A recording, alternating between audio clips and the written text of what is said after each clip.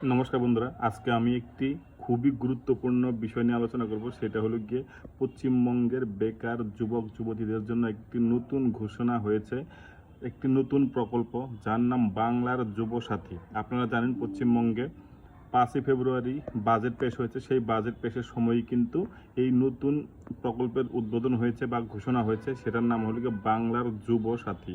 এই প্রকল্প কারা পাবেন, কিভাবে পাবেন, কত টাকা পাবেন, কত বছর পর্যন্ত পাবেন, সে সমস্ত নিয়েই আজকের এই ভিডিও।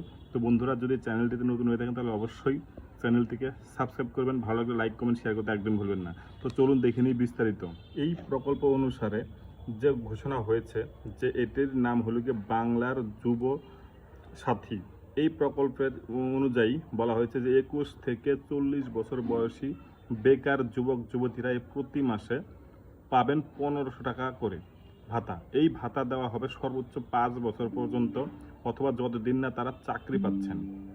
তো বুঝতেই পারছেন, এটা কিন্তু খুবই একটা গুরুত্বপূর্ণ স্কিম হতে যাচ্ছে, কারণ বেকার যুবক যুবতীদের জন্য এটা কিন্তু একটা খুবই গুরুত্বপূর্ণ ঘোষণা। কারণ কি, এখানে বলা হয়েছে, ভাবুন একবার, যারা দীর্ঘদিন ধরে চাকরির অপেক্ষায় আছেন তাদের জন্য এই টাকা সামান্য হলেও একটা বড় সহায়তা হতে পারে। পড়াশোনা শেষ করে অনেকে কাজ খুঁজছেন কিন্তু সময় লাগছে, সেই সময় এই ভাতা দৈনন্দিন খরচ, পরীক্ষা ফ্রি, ট্রেনিং বা চাকরির প্রস্তুতিতে সাহায্য করবে। এই স্কিমের নাম রাখা হয়েছে বাংলার যুব সাথী, অর্থাৎ বাংলার যুবকদের পাশে থাকার প্রতিশ্রুতি। অর্থমন্ত্রী চন্দ্রিমা ভট্টাচার্য বাজেট পেশ করার সময় এই ঘোষণা করেন।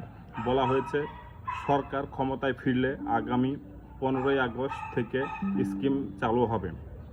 এখন প্রশ্ন হচ্ছে, কারাই সুবিধা পাবেন? প্রাথমিকভাবে যেটা জানা যাচ্ছে, 21 থেকে 40 বছরের মধ্যে হতে হবে, বেকার হতে হবে, রাজ্যের বাসিন্দা হতে হবে, সরকারি নিয়ম অনুযায়ী রেজিস্ট্রেশন করতে হবে।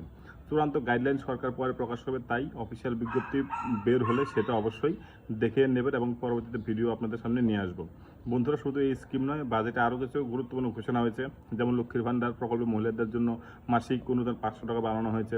এছাড়া আশাকর্মী, অঙ্গনওয়াড়ি কর্মী, সিভিক ভলেন্টিয়ারদের ভাতাও বৃদ্ধি করা হয়েছে, মাসে 1000 টাকা করে বৃদ্ধি করা হয়েছে সেটা। তবে যাই হোক, এই যে নতুন প্রকল্প বাংলার যুবসাথী, এটা কিন্তু চাকরি না পাওয়া পর্যন্ত যেহেতু মাসে 1500 টাকা দেওয়া হবে, সুতরাং এটা কিন্তু একটা বিকল্প সাপোর্ট সিস্টেম হিসেবে কাজ করবে। বিশেষ করে গ্রাম অঞ্চলের যুবকদের জন্য এটা একটু খুবই গুরুত্বপূর্ণ ঘোষণা। এটা এখন বাজেট ঘোষণা। বিস্তারিত আবেদন পদ্ধতি, কী কী ডকুমেন্ট লাগবে, অনলাইন ফর্ম কোথা থেকে পাবেন, কীভাবে করতে হবে, সমস্ত কিছু কিন্তু পরে সরকার জানাবে। তো ধন্যবাদ বন্ধুরা, ভিডিওটি প্রথম থেকে লাস্ট পর্যন্ত দেখার জন্য। এরকম ভিডিও আরও পাওয়ার জন্য অবশ্যই চ্যানেলটিকে সাবস্ক্রাইব করে রাখবেন, ভালো লাগলে লাইক কমেন্ট শেয়ার করবেন। ধন্যবাদ।